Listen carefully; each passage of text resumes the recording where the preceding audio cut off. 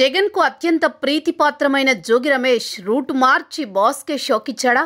జోగి రీసెంట్గా చేసిన కామెంట్స్ వెనుక ఉన్నది ఎవరు? జోగి రమేష్ వైసీపీకి గుడ్ బై చెప్పబోతున్నారా? ఫ్యాను పార్టీని జోగికి హ్యాండ్ ఇచ్చేందుకు సిద్ధమైందా? మాజీ మంత్రిలో ఈ పరివర్తనకు కారణాలేంటి? జోగి రమేష్ ఈ పేరు చెప్పగానే జగన్ కళ్లలో ఆనందం కనిపించేది. తన కోసం ఏమైనా చేసే తన మనిషిగా జోగి జగన్కు అత్యంత సన్నిహితుడిగా పేరు సంపాదించాడు. జగన్ ఆదేశిస్తే అది ఏ పనైనా చిటికెలో చేస్తాడనే పేరు జోగి రమేష్కుంది. అది టీడీపీ ఆఫీస్పై దాడి కావచ్చు, లేదంటే ఎవరినైనా బూతులు తిట్టే పనైనా కావచ్చు. క్షణం కూడా ఆలోచించకుండా బాస్ కళ్లలో ఆనందం చూడ్డానికి జోగి రమేష్ జగన్ ఆదేశాలను గుడ్డిగా పాటించేవాడు. అందుకే అప్పట్లో ఆయనకు జగన్ క్యాబినెట్లో స్థానం కల్పించి మంత్రిగా చేశారట.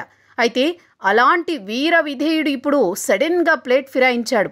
అమరావతి విషయంలో జగన్ తీసుకున్న నిర్ణయమే పార్టీని అధపాతాళానికి తొక్కేసిందని, చేతులు కాలేక ఆకులు పట్టుకున్నట్టు వైసీపీ మళ్లీ అధికారంలోకి వస్తే ఏకైక రాజధానిగా అమరావతిని కొనసాగిస్తామంటూ చెప్పుకొచ్చారు.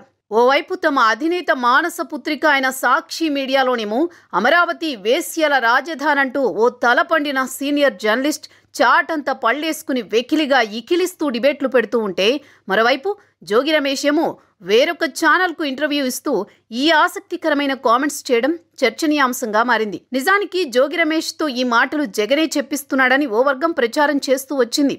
తాము అధికారంలోకి వచ్చిన అమరావతిని ఏకైక రాజధానిగా ఉంటుందని జోగి రమేష్ తాజాగా చేసిన వ్యాఖ్యలు ఆయన వ్యక్తిగతమా, లేదంటే జోగి ద్వారా వైసీపీని తమ విధానాన్ని ఇలా చెప్పించిందా అనే అనుమానాలు కలుగుతున్నాయి. ఇది ప్రస్తుతం చర్చనీయాంశంగా మారింది.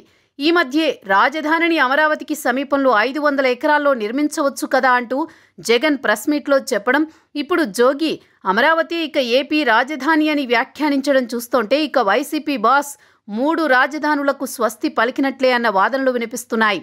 సరే, ఈ మ్యాటర్ చెప్పి జోగి రమేష్ ఊరుకున్నాడా అంటే మరో తుట్టే కదిలించే ప్రయత్నం చేశాడు. అదేంటయ్యా అంటే ఏపీ శాసనసభలో చంద్రబాబు సతీమణి నారా భువనేశ్వరిపై వల్లభనేని వంశీ, కొడాలి నాని, అంబటి లాంటి వాళ్లు చేసిన కామెంట్స్తో వైసీపీకి భారీ నష్టం వాటిల్లిందంటూ మరో బాంబు పేల్చేశాడు. ఈ విషయంపై తన భార్య తనను నిలదీసిందని, ప్రజా సమస్యలపై మాట్లాడాలని అసెంబ్లీకి పంపిస్తే బూతులు మాట్లాడతారా అంటూ మందలించింది అంటూ జోగి నిజాలు కక్కేశాడు. మరి జోగి పవన్ కళ్యాణ్ ఉద్దేశించి తిట్టిన బూతులు మర్చిపోయాడా, లేదంటే టీడీపీ ఆఫీస్పై దాడి చేస్తూ వాడిన భాషను మర్చిపోయాడా అంటే అవన్నీ గుర్తున్నాయట. కాకపోతే ఇప్పటికే రియలైజేషన్ వచ్చిందట. మరోవైపు ఈ 2 కామెంట్స్తో ఇరుకున పడ్డ జోగి రమేష్ రేపటి రోజున ఇవి తన వ్యక్తిగత అభిప్రాయాలని చెప్పి తప్పించుకోవచ్చుగాక, కానీ వైసీపీ అంటే జనంలో ఎలాంటి ఫీలింగ్ ఉందో డైరెక్ట్గా చెప్పుకొచ్చాడు. అప్పట్లో తమ సహచర మంత్రులు, ఎమ్మెల్యేలు వాడిన బూతు పదాలను తన ఇంట్లో ఉండే ధర్మపత్నే వ్యతిరేకించిందని, ఇక సామాన్య జనం ఎందుకు కూరుకుంటారనే మీనింగ్తో జోగి ఈ కామెంట్లు చేశారు. ఏదైతేనేం జోగి రమేష్ పెట్టిన చిచ్చు అటు జగన్కు ఇటు వైసీపీ నాయకులకు కంటి మీద కునుకు లేకుండా చేస్తోందట. జోగిని పార్టీ నుంచి తప్పించాలని ఓ వర్గం అధిష్టానం దగ్గర కారాలు మిరియాలు నూరుతుంటే, కావాలనే ఈ మాజీ మంత్రి కామెంట్స్ చేసి పార్టీ నుంచి బయటకు వెళ్లే ప్రయత్నాలు చేస్తున్నాడని కొందరు వైసీపీ నేతలంటున్నారు. మరికొందరేమో కేసుల వర్రీతోనే జోగి రమేష్ అలా పశ్చాత్తాపంతో మాట్లాడుతున్నాడని, ఇదంతా పెద్ద డ్రామా అని కొట్టి పారేస్తున్నారు.